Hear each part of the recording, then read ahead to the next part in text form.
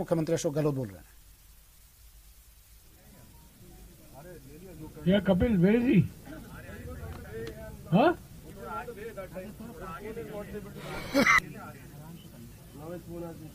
So why don't we start? We should start, yeah. We should start. 2 minutes.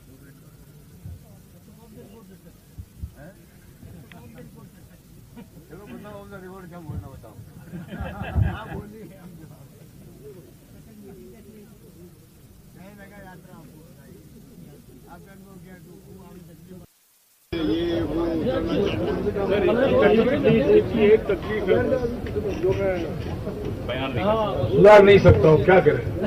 इनकी एक ही मांग है, एक ही तकलीफ है, एक ही डिमांड है। बिना मांगे हुए इनको पेंशन ये वो देते रहे। पेंशन तो आगे होगी, बहुत ज्यादा भविष्य की बात है। आ गए क्या? पेंशन तो 60 प्लस की बात है।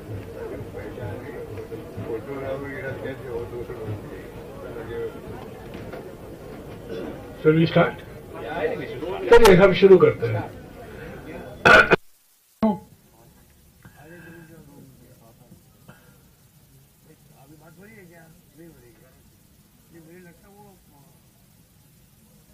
वो सर आगे निकल गए थे, कट से वो मुड़ गए हैं। अभी डेलीवर बात हुई क्या? तो कहाँ गए हैं? जयराम रमेश बात करें भारत जोड़ो यात्रा की प्रेस कॉन्फ्रेंस और तमाम पत्रकारों से आज आखिरी दिन है राजस्थान में। पत्रकारों के सवालों का जवाब दे रहे हैं जयराम रमेश, मुख्यमंत्री अशोक गहलोत, पवन खेड़ा, प्रवक्ता कांग्रेस के। अलवर से सीधी तस्वीरें आपको दिखा रहे हैं।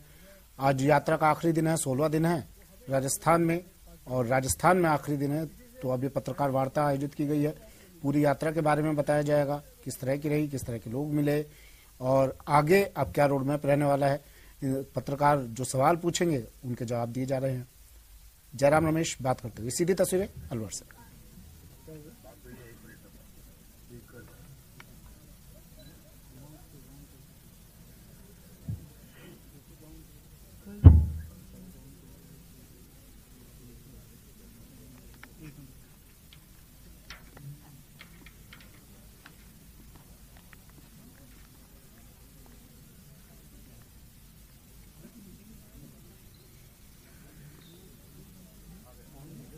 तो ये दो तस्वीरें अब देखिए आप। पहली तस्वीर सीधी तस्वीरें आपको दिखा रहे हैं, जयराम रमेश, मुख्यमंत्री अशोक गहलोत नजर आ रहे हैं, पत्रकारों से बात कर रहे हैं, सवालों के जवाब दे रहे हैं। और दूसरी तस्वीर राहुल गांधी की यात्रा, भारत जोड़ो यात्रा लगातार आगे बढ़ते हुए और तमाम। नमस्कार दोतासरा जी, मुख्यमंत्री जी, रंधावा जी, दोतासरा जी, साथियों।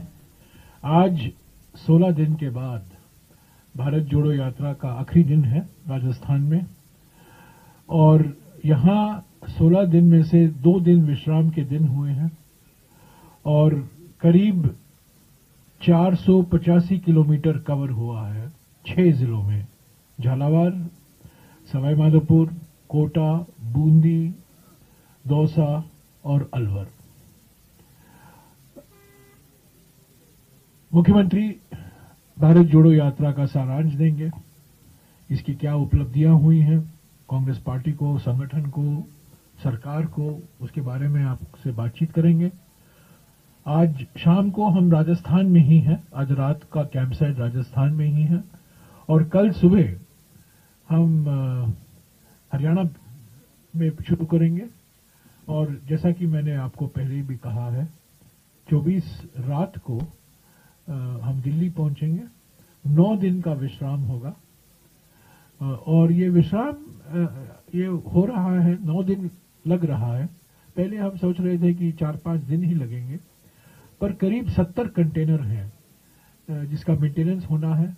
और हम पंजाब, हरियाणा, जम्मू और कश्मीर जा रहे हैं, तो थोड़ा वहाँ हीटिंग का भी बंदोबस्त करना पड़ेगा कंटेनर के अंदर, तो उसमें कुछ मेंटेनेंस का काम है, टाइम लगेगा।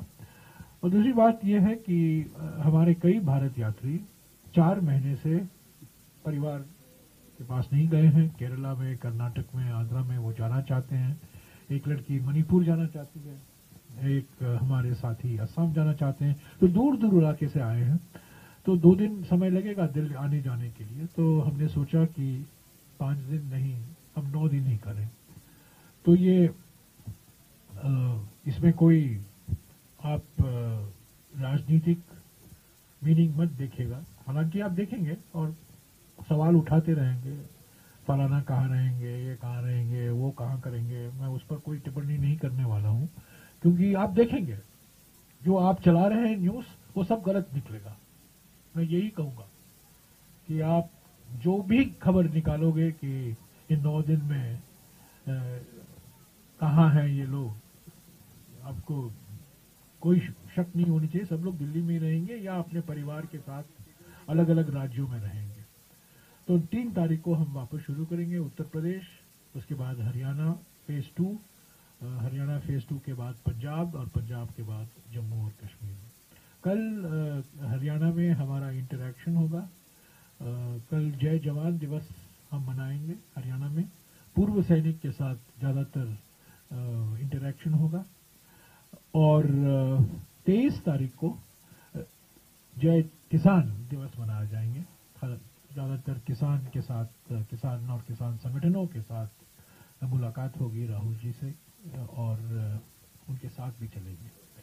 तो मैं भारत जोड़ो यात्रा की ओर से मुख्यमंत्री को, पीसीसी अध्यक्ष को, हमारे एआईसीसी प्रभारी को धन्यवाद देना चाहता हूं। उन्होंने इतना अच्छा से प्रबंध किया, और जो चुनौती कमलनाथ जी ने दी थी 16 दिन पहले, मैं समझता हूं राजस्थान पूरी तरीके से सफल हुआ है, उस चुनौती को स्वीकारा है।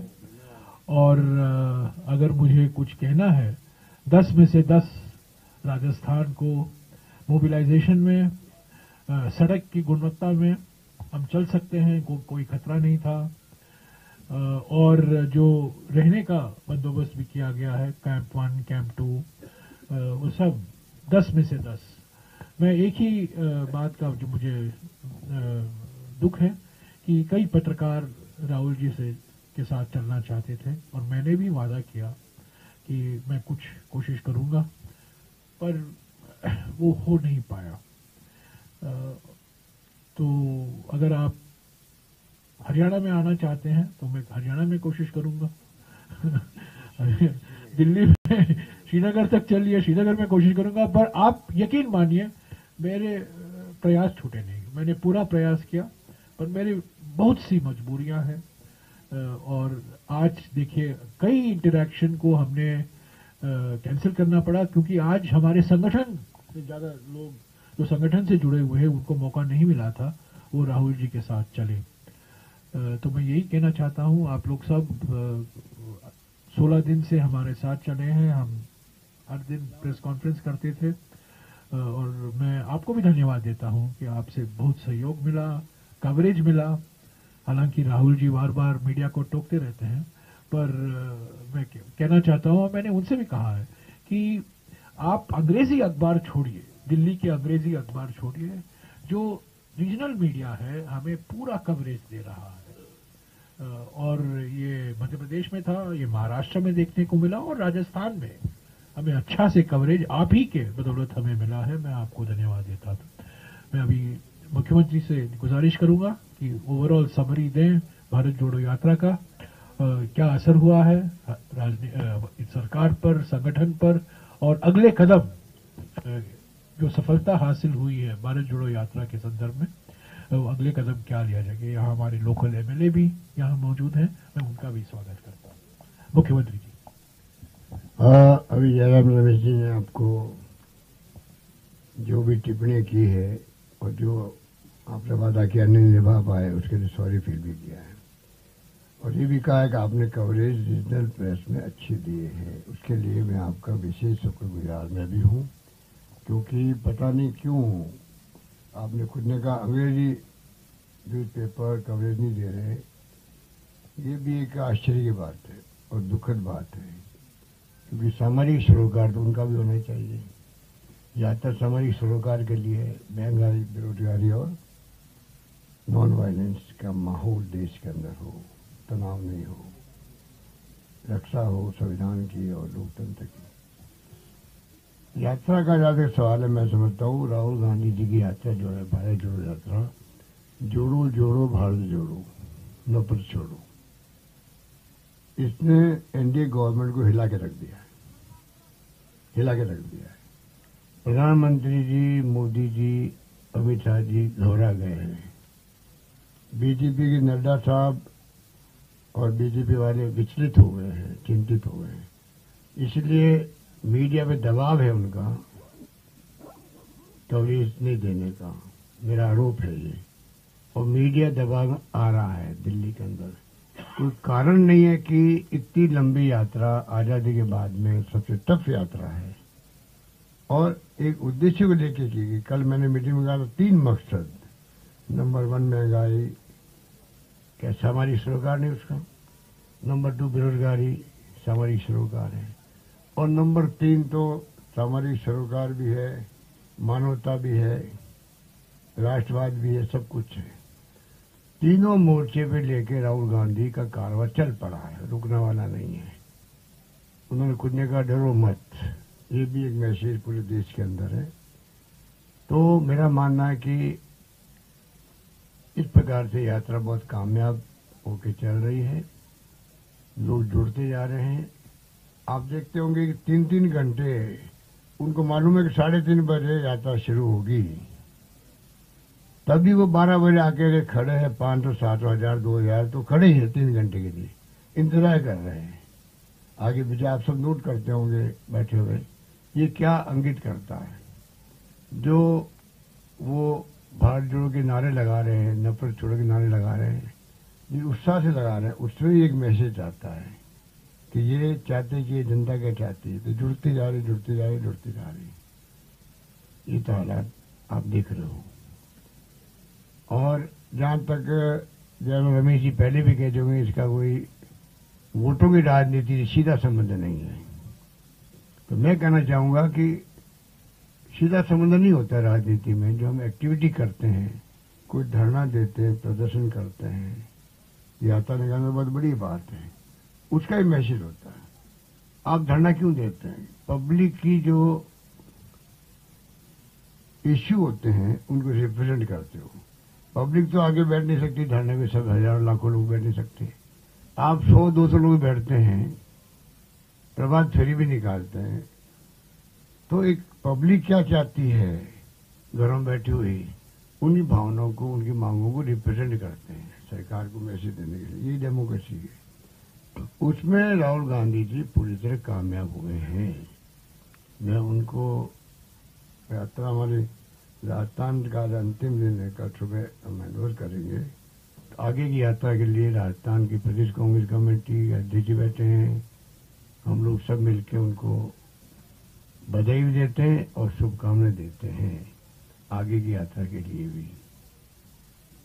और इतना भी कहना चाहूंगा कि राजस्थान के अंदर इसका बड़ा इम्पैक्ट पड़ा है। जैसलमेर, बाड़मेर लगा के धौलपुर हो, झालावाड़ हो, जो हमारे बॉर्डर डिस्ट्रिक्ट है, मतलब कोई डिस्ट्रिक्ट ऐसा नहीं हुआ होगा जाके लोग नहीं आए होंगे। इसमें आपको हजारों लोग वो मिलेंगे जिनको एक जो इनकी थीम है उससे प्यार है कि महंगाई कम होनी चाहिए, बेरोजगारी समाप्त होनी चाहिए। और जो राहुल जी का ये नॉन वायलेंस की और जो भावना है, संविधान बचेगा तो देश बचेगा, संविधान बचेगा तो देश बचेगा, कानून का राज रहेगा, हम सब सुरक्षित रहेंगे।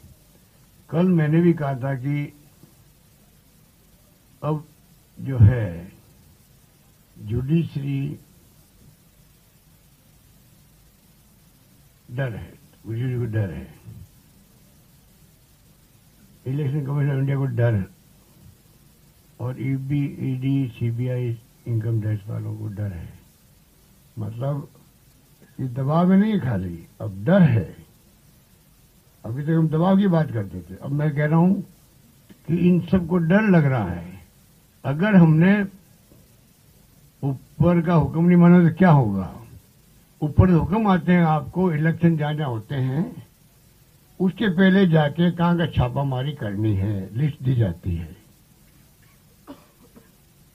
जो चंदा को देने वाला हो अपोजिशन पार्टियों को, उनको चिन्हित किया जाता है, उनको टाइट किया जाता है, चंदा नहीं मिले इनको। चंदा सिर्फ हमारे पास में आए, बॉन्ड के माध्यम से और किसी भी रूप से। एक तरफा खेल चला देश के अंदर। देश को समझना पड़ेगा, देशवासी को समझना पड़ेगा। अगर नहीं समझेंगे हम बहुत तकलीफ में आएंगे, क्योंकि डेमोक्रेसी का मजबूत रहना सबसे सर्वोत्तम क्या करना चाहिए, बहुत बड़ी प्रायोरिटी होनी चाहिए देश की, जिसकी रक्षा की है कांग्रेस ने लंबे समय तक शासन कर करके। इसलिए मैं कहना चाहूंगा कि ये जो कुछ भी देख रहे हम लोग, बहुत ही, मैं बार बार कोई पत्रकारों को खुश कर ले नहीं करता हूं। मैं आर्टिकल देख रहा हूं, पढ़ता हूं, डिस्कशन आते हैं आजकल। वो सत्य हिंदी का आपका एक ऐप बना लगा, वो आशुतोष का, उसी ढंग से और कई ऐप बन गया आजकल। तो रवीश कुमार का ऐप बन गया होगा। मैं देखता हूं उनमें जो डिस्कशन बैठते हैं, आपके साथी होंगे, इंटेलेक्चुअल होंगे, लेखक होंगे, साहित्यकार होंगे। क्या क्या मतलब लोगों की सोच है, क्या चिंतित है लोग। कई लोग तो लिखते लिखते थक गए। अब आपके कहां तक लिखेंगे इनके बारे में। तो पहले कांग्रेस शासन में क्या था, लोग क्या कहेंगे, उससे शासन कांग्रेस करती थी। जनता क्या सोच रही है हमारे बारे में, मुख्यमंत्री के इस्तीफे, रेल मंत्री का इस्तीफा, लॉ मिनिस्टर का इस्तीफा। अब 7-8 सालों को इस्तीफा हुआ है। तो आप सोच सकते हो कितना बड़ा फर्क है सोच के अंदर, कांग्रेस की और इन लोगों की सोच के अंदर। ये सब बातों को हमें पब्लिक को भी बताना पड़ेगा। उस रूप में ये मैं महसूस करता हूं। जहां तक राजस्थान की बात करूं, मैं कह सकता हूं ये यात्रा हमारे लिए वरदान साबित हो रही है। नंबर 1, ये यात्रा हमें संदेश दे रही है, हमारी सरकार को भी। हर यात्रा संदेश देती है, चाहे वो किसी पार्टी की हो। अब संदेश हम कैसा लेते हैं पब्लिक इंटरेस्ट के अंदर, वो हमारे ऊपर है। इस यात्रा से हमने संदेश लिया है कि हम अगली बार जो है बजट ला रहे हैं, क्यों नहीं हम लोग, वही सामाजिक सरोकार की बात आती है, महंगाई पर हम ज्यादा ध्यान दें। जैसे कल मैंने 500 रुपये में सिलेंडर गरीबों को और उज्ज्वला वालों सबको, खाली टैंकियां पड़ी हुई है। प्रधानमंत्री जी ने खूब उसको लंबा चौड़ा कैंपेन किया था, और वो इतना महंगा हो गया सिलेंडर, 1040 से ज्यादा हो गया। आज हमने कहा उन लोगों को हम 500 रुपये में सिलेंडर देंगे। एग्जाम्पल दे रहा हूं आपको। ऐसे हम कई कदम उठाए हैं, उठाएंगे। आगे बजट में भी कोशिश करेंगे कि महंगाई की मार, आज हमने चीनी योजना है, ये भी महंगाई को आप अगर जोड़े हैं तो एक घर में थोड़ी सेविंग हो गई। जो दवाइयों में, ऑपरेशन में पैसा खर्च होता है, ये एग्जाम्पल दे रहा हूं आपको। तो ये भी एक सेविंग, मतलब जो सोशल सिक्योरिटी स्कीम हमारी है, उड़ान भी क्यों नहीं हो, सब में अगर सरकार इन्वेस्ट कर रही है तो आप सोच सकते हो कि इससे महंगाई की मार थोड़ी कम पड़ती है। इस रूप में हमारी जो भी योजना है, मैं समझता हूं कि वो योजना तमाम, आप खुद महसूस कर रहे हैं कि सोशल सिक्योरिटी को हमने जो रखा है थीम में, वो हमारा आगे भी चलता रहेगा। पेंशन दे रहे हम लोग, 1 करोड़ लोगों को दे रहे पेंशन, और आपको आश्चर्य होगा कि 9-10 लाख लोगों को देते हैं। पहले मेरे को अंदाजा 20-25 लाख को देते होंगे। 200 रुपये केंद्र सरकार दे रही है। मेरी मांग है केंद्र सरकार से, तो राहुल गांधी जी अगर बोले 5 पॉइंट चेंज योजना का, और इंदिरा गांधी रोजगार योजना शहरों के अंदर, और उड़ान महिलाओं के लिए, पुरानी पेंशन, 5 पॉइंट जो है, मैं चाहूंगा कि प्राइम मिनिस्टर साहब को चाहिए कि मोदी जी को, कि राहुल गांधी जी ने जो फीडबैक मिला उनको, ये ऐसा नहीं बोले, वो हमारे कहने से नहीं बोले हैं, मैं आपको कह सकता हूं। उनकी जो प्रकृति में जानता हूं, ये सब जानते हैं। वो ऐसा नहीं कि हमने कह दिया आप बोल रहे हो हमारे लिए कि हमने बहुत अच्छा काम किया, वो नहीं मानने वाले। उन्होंने जो यात्रा की है 2000 किलोमीटर ज्यादा की, जो फीडबैक आया जनता से उनको, उसके आधार पर कल उन्होंने अपनी बात कही है। तो क्यों नहीं डेमोक्रेसी के अंदर प्रधानमंत्री मोदी जी राहुल गांधी की यात्रा का फीडबैक जो उन्होंने कल दिया है, हमारी योजना महात्मा गांधी इंग्लिश स्कूल की बात करी। आप कल्पना कीजिए, मैं खुद इंग्लिश के खिलाफ रहा हूं बचपन से ही, इसलिए हम सीख नहीं पाए इंग्लिश को। ये हंस रहे हैं, जयराम हंस रहे हैं, वो छोड़िए। मैं मेरी बात कर रहा हूं कि मैं इंग्लिश के खिलाफ था, क्योंकि उस वक्त में दक्षिण में हिंदी के खिलाफ आंदोलन होते थे और नॉर्थ के अंदर इंग्लिश के खिलाफ आंदोलन होते थे। हम उसके भागीदार हैं। 40-50 साल में देखा कि वास्तव में कल राहुल गांधी जी ने जो एक्सप्लेन किया, अंतर्राष्ट्रीय जगत में अगर आपको दखल करनी है तो आपको इंग्लिश सीखनी पड़ेगी। वो काम हमारे जब शिक्षा मंत्री थे दुतासा जी तब कर दिया हम लोगों ने। आज 1600 स्कूल खुली है, कल राहुल गांधी जी कह दिया है इन स्कूलों में कमी नहीं आनी चाहिए। तो आप देखोगे इनके जाल बिछा देंगे हम लोग। जहां मांग होगी, आज भी लॉटरी खोलनी पड़ रही है बच्चों के एडमिशन के लिए। बच्चे बोलने लगे इंग्लिश। परसों जब प्रदर्शनी में गए राहुल गांधी जी तो कई बच्चों ने इंग्लिश में बात करने की कोशिश करी। तो आप 5-10 साल के बाद में हमारे बच्चे इतने होशियार हो जाएंगे, वो कम्पीट करने की स्थिति में आ जाएंगे इस दुनिया के अंदर, जो इंग्लिश की दुनिया भी है। तो मैं कहना चाहूंगा आपको कि तमाम जो इंग्लिश स्कूल की बात, उड़ान की बात कई महिलाओं के लिए कर उन्होंने, संकोच में लोग बोलते नहीं है। टाइम चला गया है, घूंघट में महिला बोलती नहीं है, इन्फेक्शन बार बार होते हैं, दवाई लो, कितना बाढ़ बन जाती, बच्चे पैदा नहीं होते हैं, कैंसर हो जाता है। डॉक्टर कहते हैं, मैंने डॉक्टर को पूछा क्या क्या संभावना है, आप बताइए। आज हम चाहते हैं कि सरकार ने दिया है, कल वो सक्षम खुद हो। 12 नेपकिन पर मंथ देंगे हम लोग। इस पर आपके आर्टिकल आने चाहिए आप लोगों के पब्लिक इंटरेस्ट के अंदर। ये हो गया शहरी रोजगार योजना, करीब 4 लाख लोगों ने अभी रजिस्ट्रेशन करवाया है। पर मैंने कल रात को ही कलेक्टर से बात करी है, लोकल भी इतने खुश हैं कि छोटे बड़े काम जो है वो तमाम काम इनके जो रोजगार के माध्यम से हमारे होने लग गए हैं। ओपीएस मुझे मालूम प्रधानमंत्री जी इसको स्वीकार नहीं कर रहे। नीति आयोग एन.के. सिंह साहब हमारे chairman forest commission, doctor Pankaj बोले मेरे ख्याल से, अंदाज है मेरा, कई लोगों ने इसको एक प्रकार से इसको नहीं मान रहे, नहीं होना चाहिए। मेरा मानना है कि जब देश की आजादी के बाद से, जब से पेंशन लागू हुई है, अभी तक देश ने प्रगति भी करी है और पेंशन भी दी है सबको। लगता है कि 1.5 लाख पेंशन मिल रही है इसको, डीए के साथ बढ़ रही पेंशन। ये नहीं सोचते कि 1.5 लाख की कीमत क्या रह गई आज, 1 लाख की कीमत क्या रह गई है, रुपये की अवमूल्यन हो रहा है। तो ये जो है सोच जो है कि ये संभव नहीं है या ये मतलब उचित नहीं है, मैं मानता हूं ये उचित है।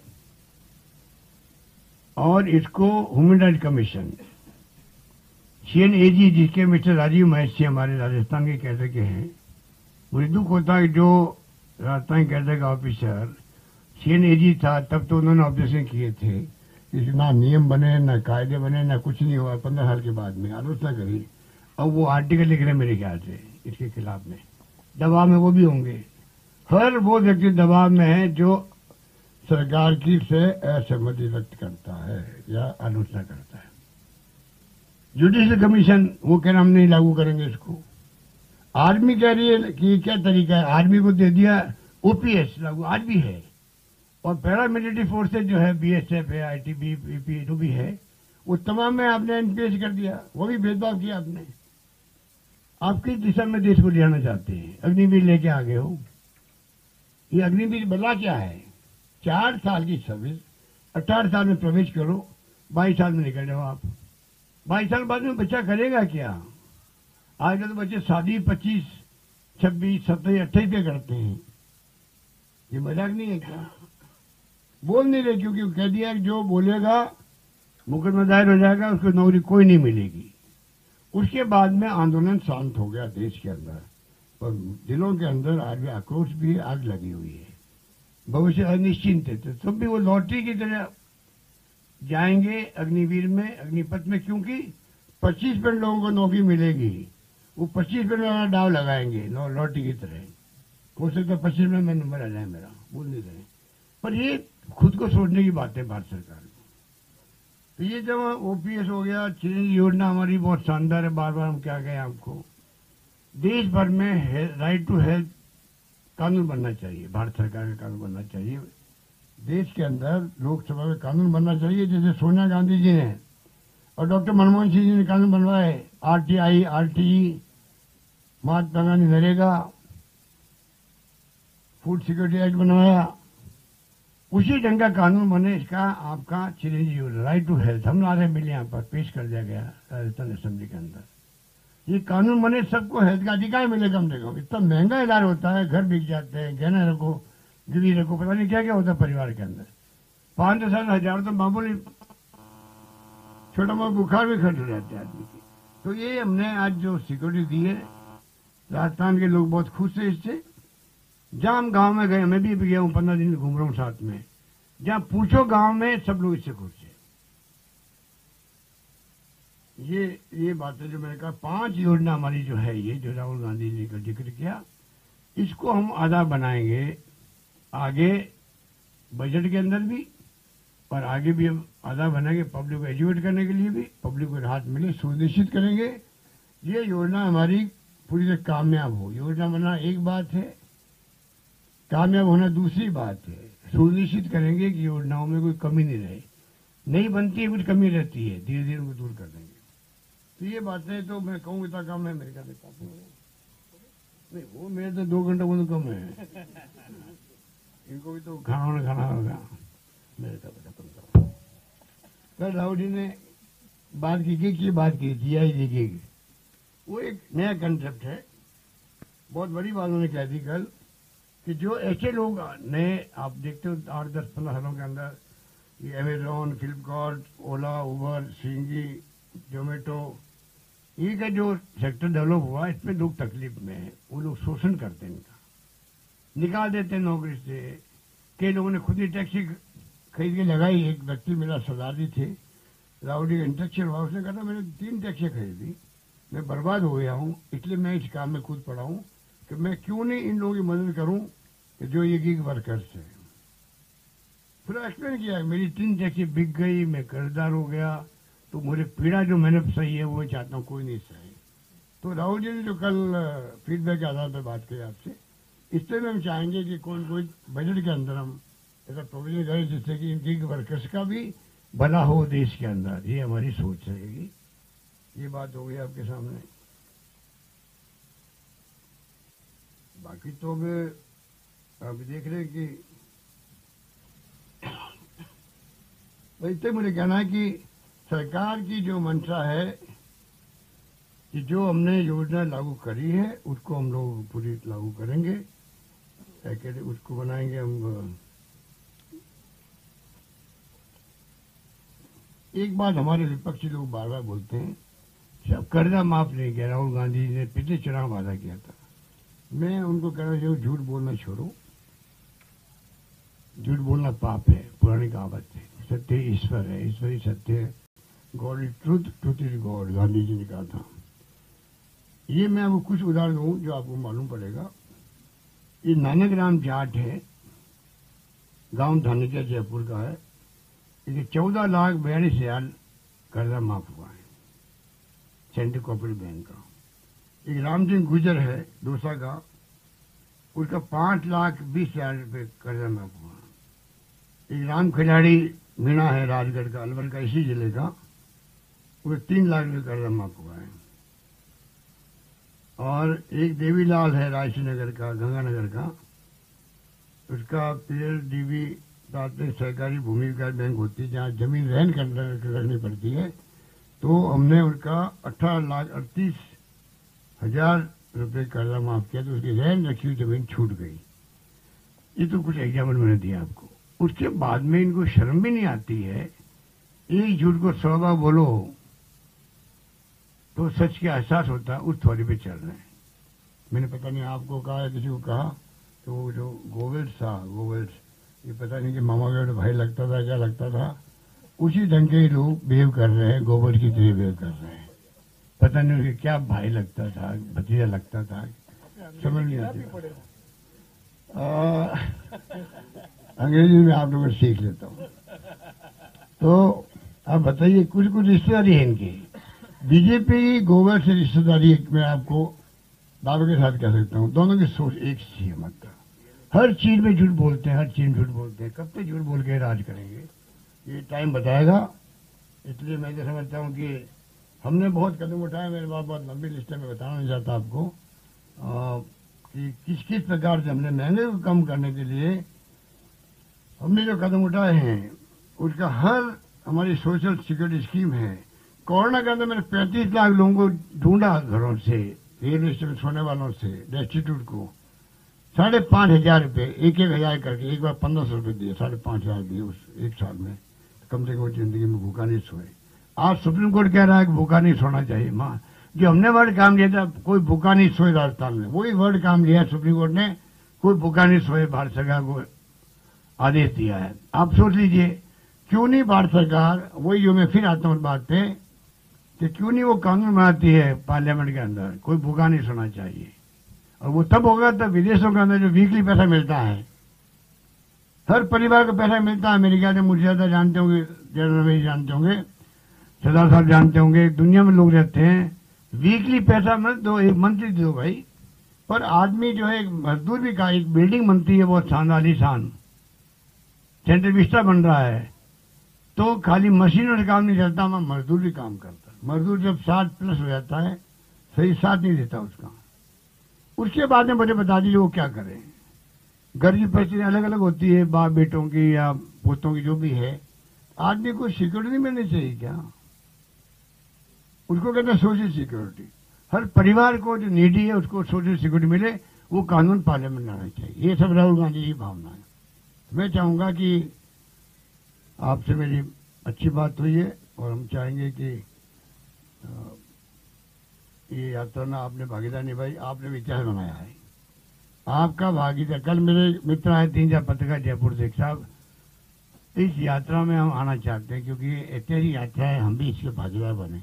ये भावना कई लोगों में रही है देश के अंदर, और मैं समझता हूँ कि ये यात्रा में आप भी चले हो, हम भी चले हैं। ये भी भागीदारी आपकी हमेशा आपको याद रहेगी। धन्यवाद।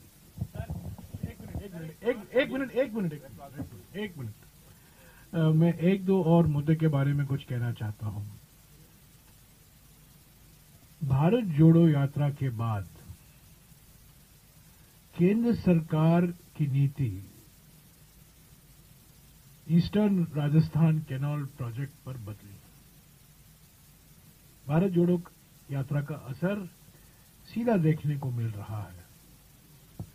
जैसा कि मैंने आपको पहले भी कहा था, कई बार संसद में सवाल उठाए गए हैं कि पूर्वी राजस्थान कैनाल प्रोजेक्ट के लिए राष्ट्रीय प्रोजेक्ट का दर्जा देना जरूरी है। तो देखिए, सीएम अशोक गहलोत की बड़ी बातें आपको बता देते हैं। सीएम अशोक गहलोत ने भारत जोड़ो यात्रा का आज राजस्थान में आखिरी दिन है, उसको लेकर एक प्रेस कॉन्फ्रेंस की और उसमें सीएम की बड़ी बातें सामने आई हैं। उन्होंने कहा महंगाई और बेरोजगारों के खिलाफ ये यात्रा है। उन्होंने कहा कि यात्रा से बीजेपी विचलित हो गई है। केंद्र देश में कोई भूखा ना सोए पर कानून बनाए, ये सीएम अशोक गहलोत ने कहा, और सभी के लिए हेल्थ कार्ड बनना चाहिए। ये सीएम अशोक गहलोत की बड़ी बातें जो उन्होंने प्रेस कॉन्फ्रेंस के दौरान कही।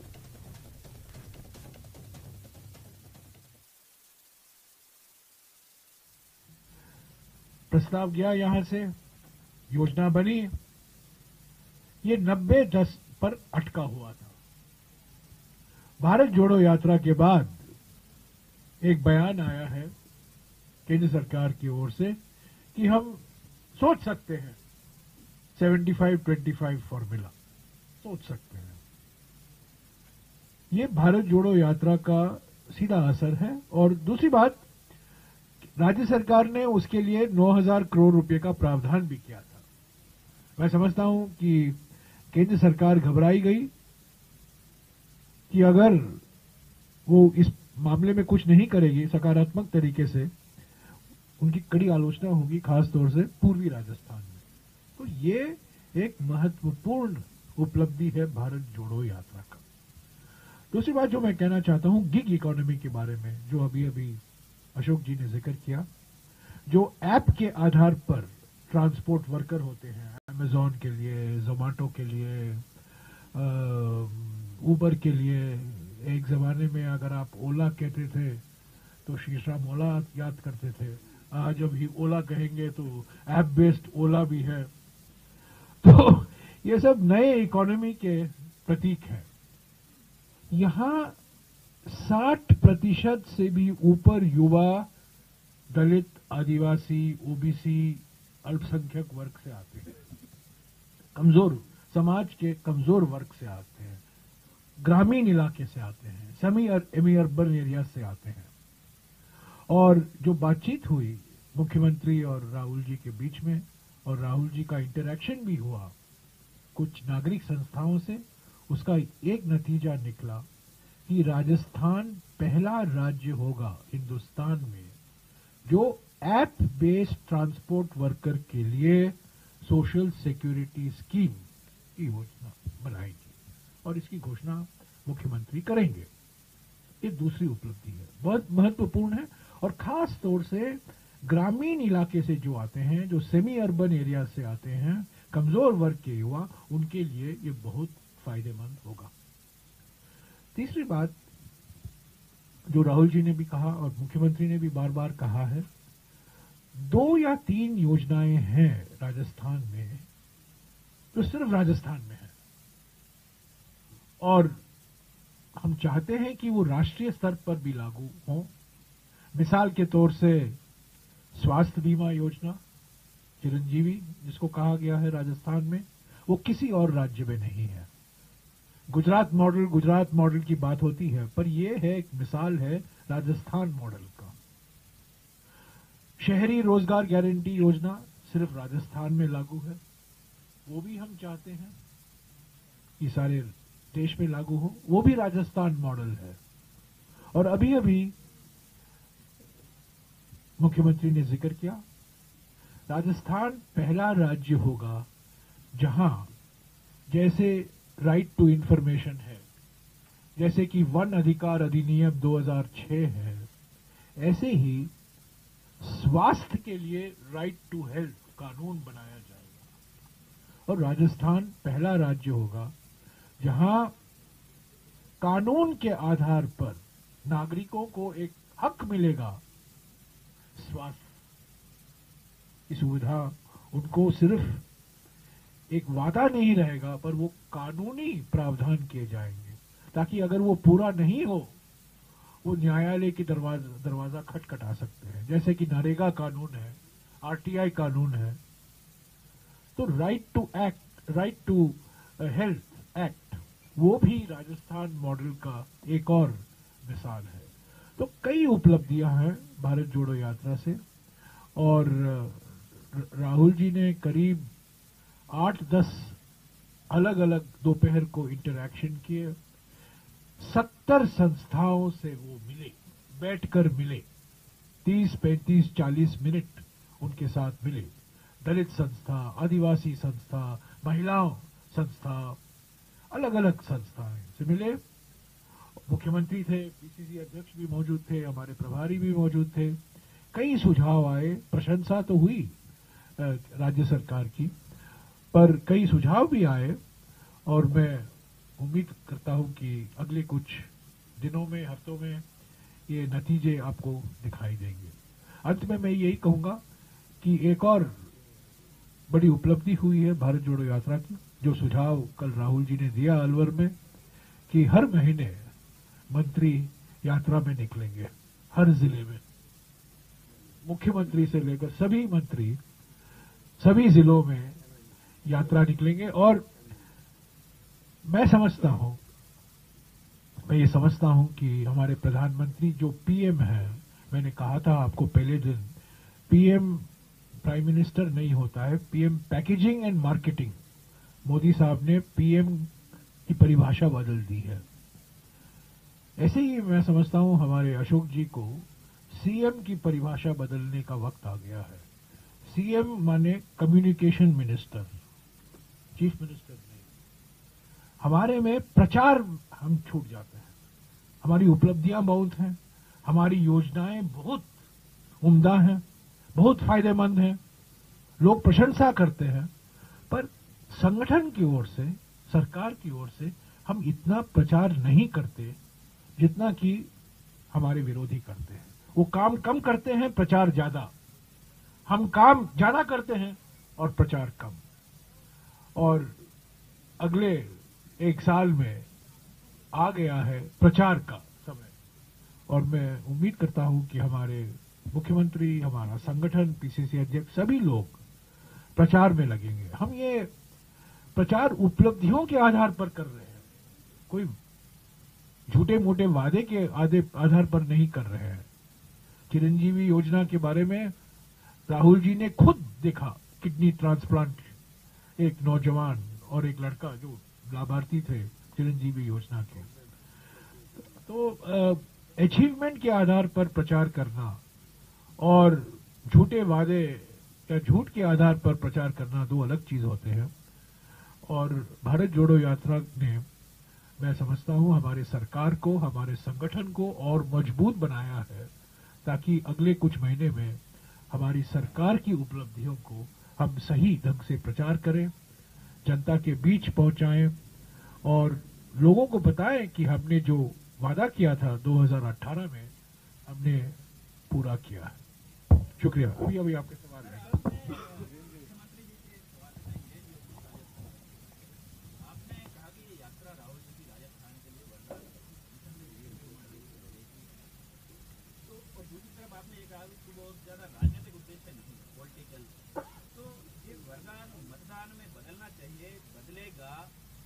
यहाँ से यात्रा गुजरी है, कर्नाटका वहाँ चुनाव है, तेलंगाना चुनाव है, इसके तो जवाब जयराम रमेश जी देंगे। लेकिन राजस्थान में ये वरदान मतदान में बदलेगा या खाली ये वरदान चला जाएगा? ये मैंने आपको साथ में भी कहा था, धरना प्रदर्शन भी होता है, उसका भी राजनीतिक एक मैसेज होता है, पब्लिक की भावनाओं को रिप्रेजेंट करने का।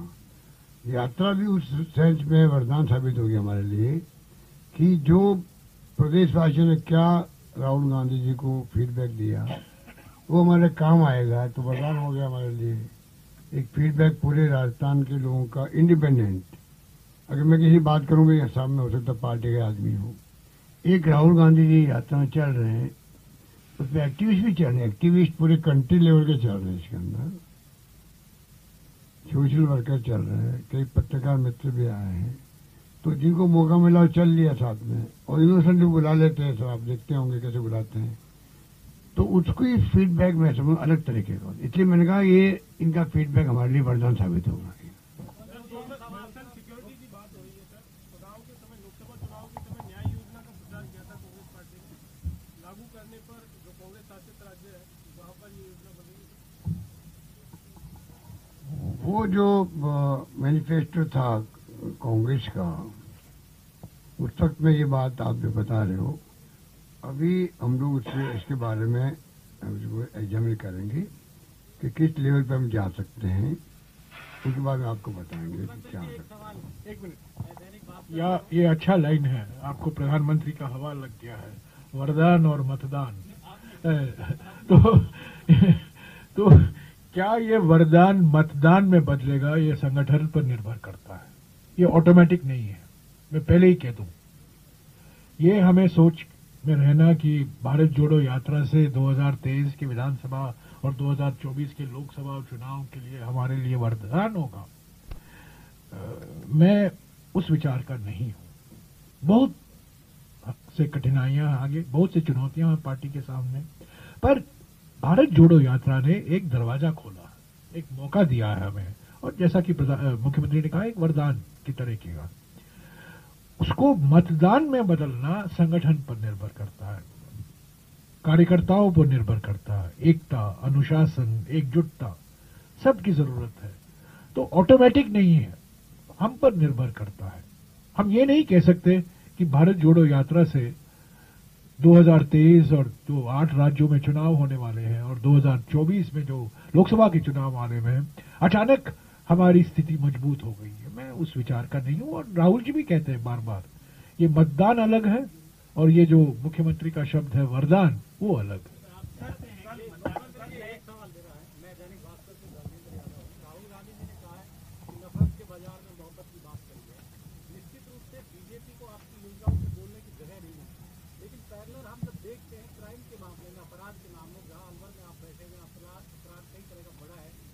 की घटनाएं बढ़ी है, एक तरफ ये नफरत ज्यादा बढ़ रही है, आपको भी लगता है कि इससे कुछ ज्यादा कुछ करने की जरूरत है? देखिए, नफरत का जो माहौल देश में है, तनाव का माहौल है, वो एक अलग मुद्दा है, पूरे देश के लिए है। आप देख रहे हो कि आज लोग सब टेलीफोन पे बात करते हुए चमकते हैं, तो फेस टाइम पे बात करो। मतलब एक प्रकार से मैं कह सकता हूं कि अधिकांश लोग जो है वो मैं सुनता हूं फेस टाइम बात करना पसंद करते हैं। वो क्यों? वो तो एक अलग तरह का हो गया। और आपका मतलब है कि आपने कौन सी बात कही? क्राइम बहुत बड़ा। क्राइम में बताऊं आपको, मैं तुलना नहीं करना चाहता दूसरे राज्यों से, तुलना करना उचित भी नहीं है, क्योंकि एक क्राइम भी क्यों हो, अन्याय, अत्याचार, उत्पीड़न, नो कॉम्प्रोमाइज मेरी दृष्टि के अंदर। पर दो तीन बातें, अभी मैंने पीएचक्यू में जब गया था तो मैंने मीडिया वालों से बात करी थी, उसमें अगर आप देखेंगे कि कितने, आप बताइए 156 3 में मुकदमे दर्ज होते थे पहले, महिलाओं के भी, SC ST के भी, कितने कम हो गए। अभी मेरे पास परसेंटेज नहीं है, नगण्य हो गए हैं। नंबर एक, तफ्तीश में 270 दिन लगते थे, अब 33 दिन लगते मान लीजिए पोस्को के अंदर या SC ST मुकदमे के अंदर। एग्जैक्ट में वो डेट मुझे याद नहीं है। तो इतना कम, ज्यादा मतलब आप समझ 60-70% कम हो गया टाइम, बल्कि ज्यादा हो गया उससे। बहुत बड़ी बात है। हाँ, सबसे बड़ी बात है कि हमने जो प्रयोग किए दो, एक तो स्वागत कक्ष बनाया थानों के अंदर, स्वागत कक्ष हिंदुस्तान में कहीं नहीं है, क्योंकि थानों में आजादी के पहले से ऐसा माहौल होता है कि जिसमें आदमी को इज्जत नहीं मिलती थी। कोई जाता तो वो सीधा ही तो कैसे आया हम बात होती थी। अब थानेदार साहब हो या पुलिस वाला, उनको लगे कि मैंने स्वागत कक्ष बनाया हमारे यहाँ, तो मुझे इज्जत तो देनी पड़ेगी। जब तक कोई क्रिमिनल साबित नहीं हो तब तक आप तो मान सम्मान तो दो। पता नहीं वो जो अभियुक्त जो व्यक्ति आया वो जो उसने क्राइम किया ही नहीं है, ये जो फरियादी आया है उसको कम से कम मान सम्मान का अधिकार रखता है। तो ये जो हमने एक तो स्वागत का, दूसरा सबसे बड़ा फैसला किया है FIR कंपल्सरी करने का। ये हिंदुस्तान में कहीं पे नहीं है। FIR कंपल्सरी जिस दिन मैंने की, उस दिन आप साथियों को मैंने कहा था PHQ के अंदर, आज से 3-4 साल पहले, सरकार बनते ही संख्या बढ़ेगी तो लगे क्राइम बहुत बढ़ गया है। जबकि संख्या इसलिए बढ़ेगी, हर FIR को कंपल्सरी किया गया है दर्ज करना। अपना बहुत बड़ा काम वो है। और उनमें MCR की बुक में पढ़ेंगे आप, तो उसमें भी लिखा हुआ, पहला पेज में ब्लॉक लिखा हुआ कि हर राज्य में अलग अलग स्थिति होती है। उसको आप कंपेयर मत कीजिए, हमारा जो फिगर है उसको मत मानिए भाई ये सब कुछ है। हर राज्य की स्थिति अलग अलग तरह की होती है, उस ढंग से क्राइम के आंकड़े आते हैं।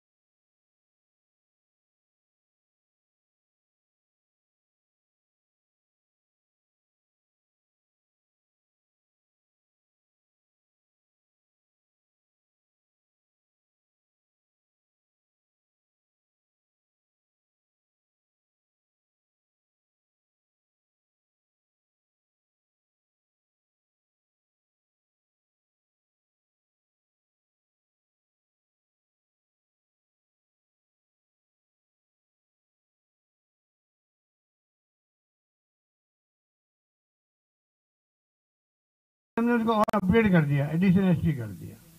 महिलाओं पे अत्याचार के लिए कंट्रोल करने के लिए जिले के अंदर एडिशनल SP रैंक का अलग से प्रकोष्ठ बना हुआ है। कोई कमी नहीं रख रहे हम लोग।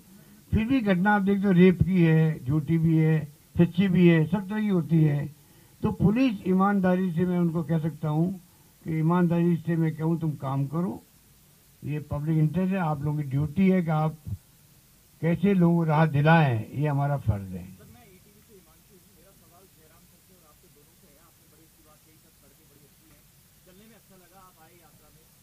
जनता की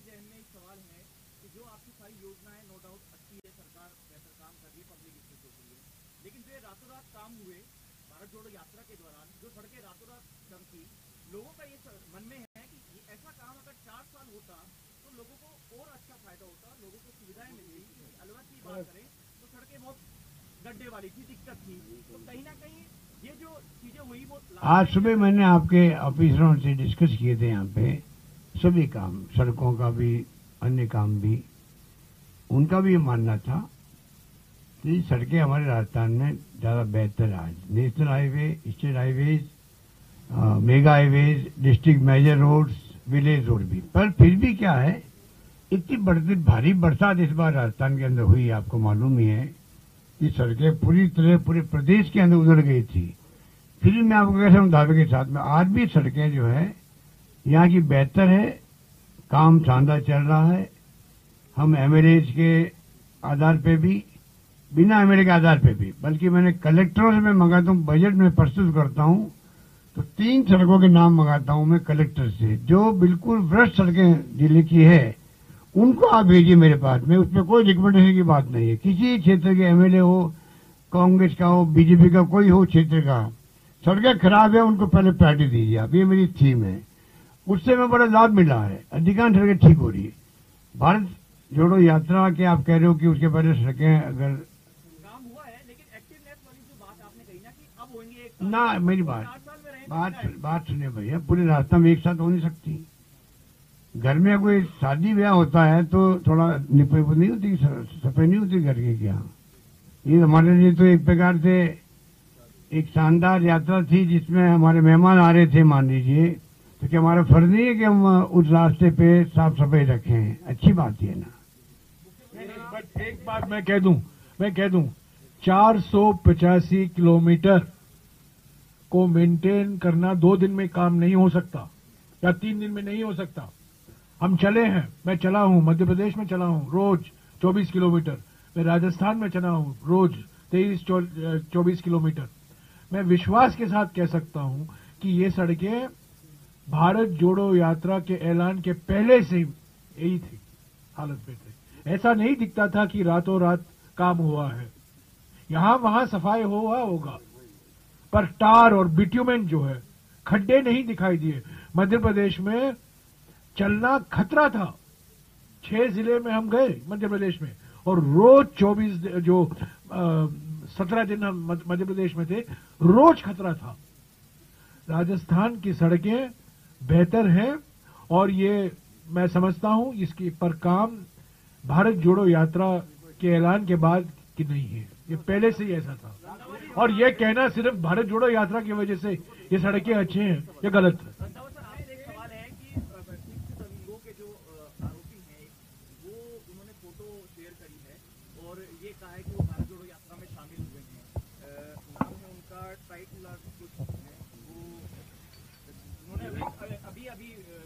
देखिए, पंजाब में ऐसी कोई बात नहीं है, मेरा ख्याल वो यात्रा में शामिल भी नहीं हुए, मैंने तो देखा नहीं जब मैं चल रहा था। जो पंजाब के ऐसे लोग हैं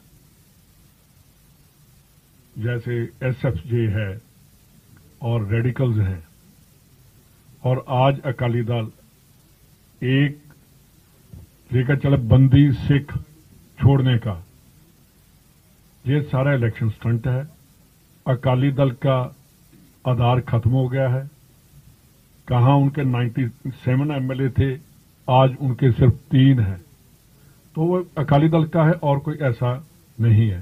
मुख्यमंत्री जी, मेरा नाम कुमार गुप्ता है, नंबर 5 देखता हूं मैं ये जानना चाहता हूं कि भारत जोड़ो यात्रा जो कांग्रेस सरकार है राजस्थान की, जो यात्रा से पूर्व गहलोत बनाम पायलट गुट में फूट रही थी, क्या वो और कोई कहा और कोई यात्रा संबंधित क्वेश्चन?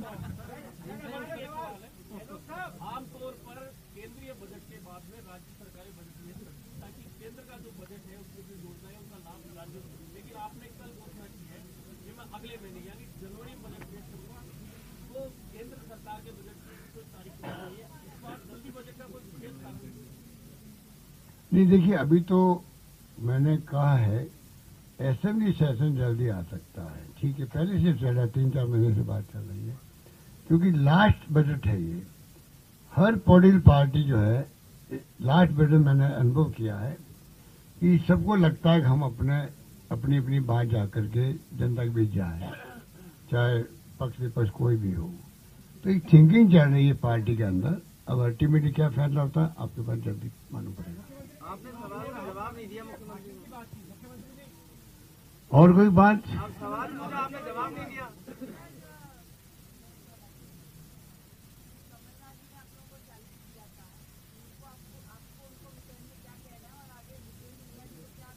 ये तो काम करते, लड़ाने का काम ही करते हो आप लोग। जवाब तो देना चाहिए। कल दीपेंद्र हुड्डा जी आए थे, हरियाणा की टीम आई थी, लंबी बातचीत हुई और हरियाणा चाहती है कि वो राजस्थान से भी और उम्दा हो भारत जोड़ो यात्रा। पर मैं समझता हूँ राजस्थान का मुकाबला करना बहुत मुश्किल है। जो स्टैंडर्ड राजस्थान ने सेट किया है बहुत ऊंचा है, सड़कों से लेकर हॉस्पिटैलिटी, जो रहने जो बंदोबस्त किए गए हैं, इंटरैक्शन, भारत जोड़ो यात्रा के बारे में जो राहुल जी ने कहा है उसके बारे में, तो राजस्थान जो मैंने कहा 10 में से 10 मिलता है।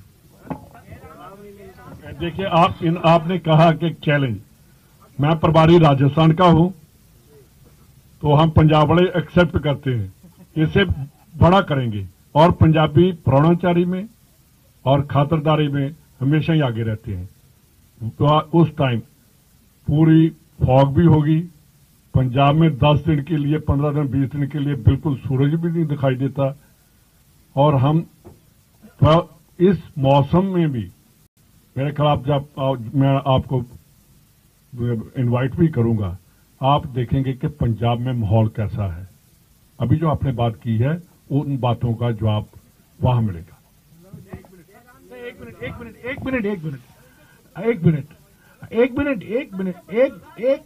एक मिनट मैं मौका दूंगा भाई, मुझे बोलने तो दीजिएगा। 1 मिनट सुनिएगा। हमारे बीच में पीसीसी अध्यक्ष भी हैं, संगठन का बहुत बड़ा योगदान है इस भारत जोड़ो यात्रा को सफल बनाने में। मैं दोतासरा जी से गुजारिश करूंगा वो कुछ माननीय जयराम रमेश साहब,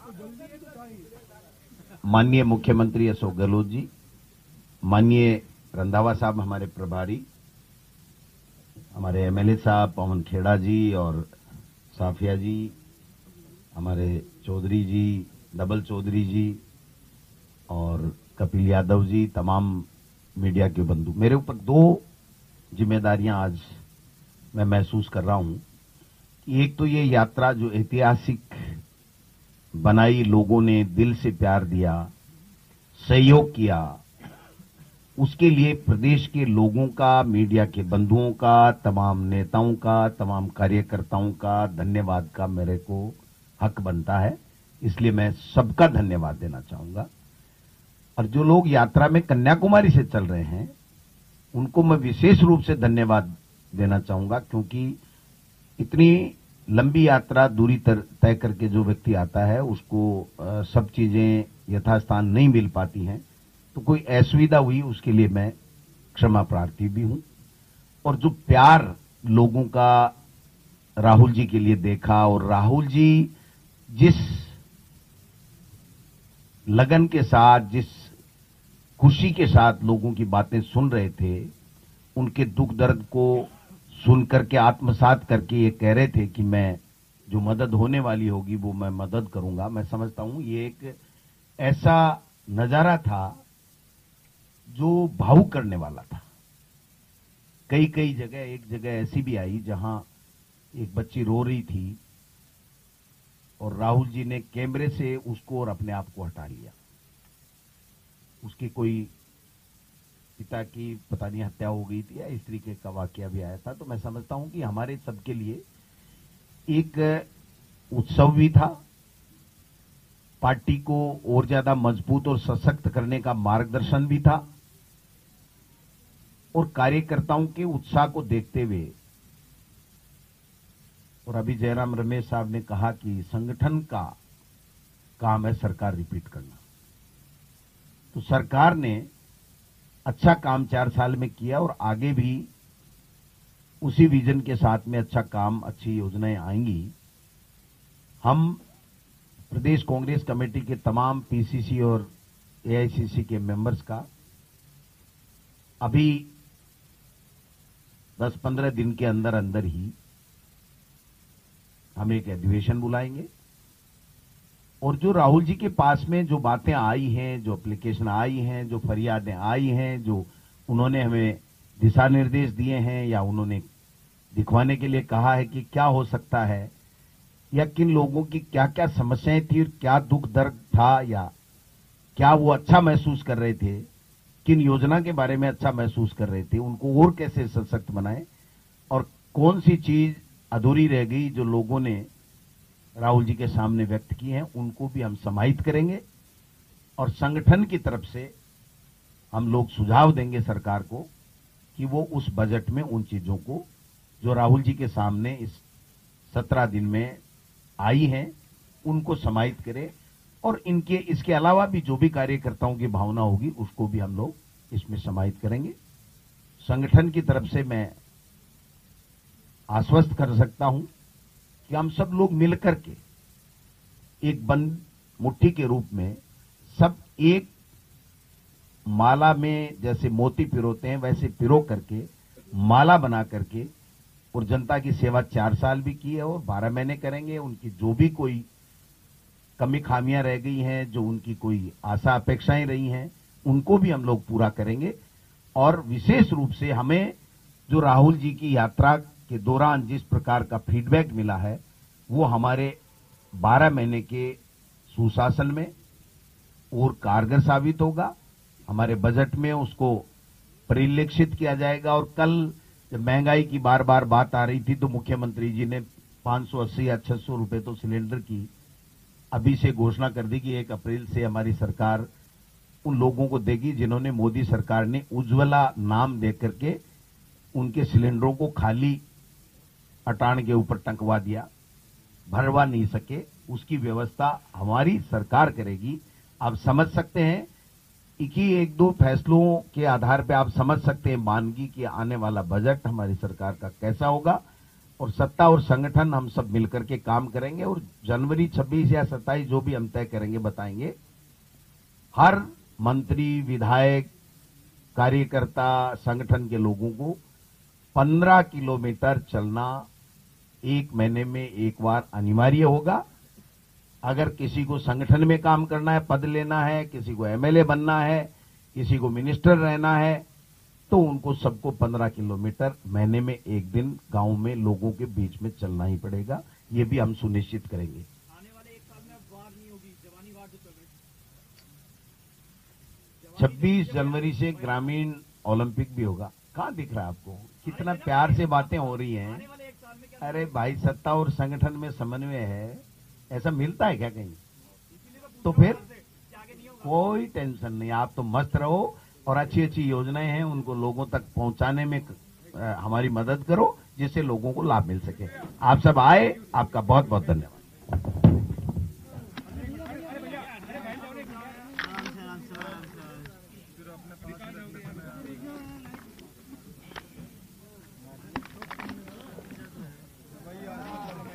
भारत जोड़ो यात्रा का आज राजस्थान में आखिरी दिन और कांग्रेस पार्टी की ओर से प्रेस कॉन्फ्रेंस, और ये प्रेस कॉन्फ्रेंस काफी लंबी चली और इसके बाद तमाम मसलों को लेकर के सरकार की ओर से, संगठन की ओर से जवाब दिया गया।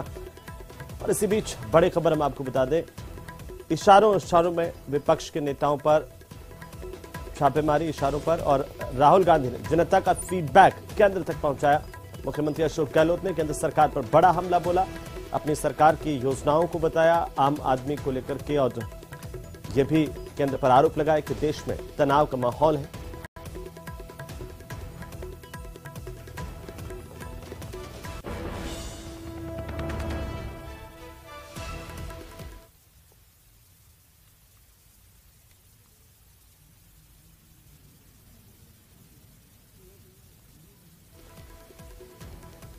इन सबको डर लग रहा है, अगर हमने ऊपर का हुक्म नहीं माना तो क्या होगा। ऊपर हुक्म आते हैं, आपको इलेक्शन जहां होते हैं उसके पहले जाके कहां का छापामारी करनी है, लिस्ट दी जाती है। जो चंदा को देने वाला हो अपोजिशन पार्टियों को, उनको चिन्हित किया जाता है, उनको टाइट किया जाता है, चंदा नहीं मिले इनको। चंदा सिर्फ हमारे पास में आए, बॉन्ड के माध्यम से और किसी भी रूप से। एक तरफा खेल चला देश के अंदर। देश को समझना पड़ेगा, देशवासियों को समझना पड़ेगा।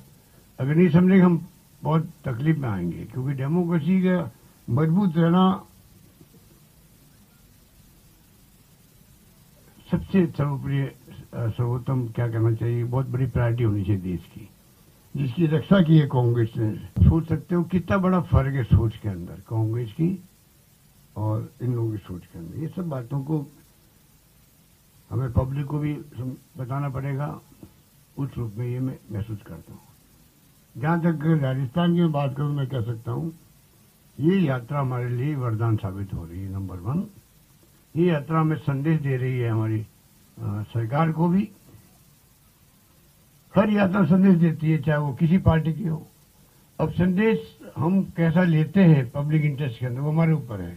इस यात्रा से हमने संदेश लिया है कि हम अगली बार जो है बजट ला रहे हैं, क्यों नहीं हम लोग, वही सामाजिक सरोकार की बात आती है, महंगाई पर हम ज्यादा ध्यान दें। जैसे कल मैंने 500 रुपये में सिलेंडर गरीबों को और उज्ज्वला वालों सबको, खाली टंकियां पड़ी हुई है। डॉक्टर मनमोहन सिंह जी ने कानून बनवाए, RTI, RTE।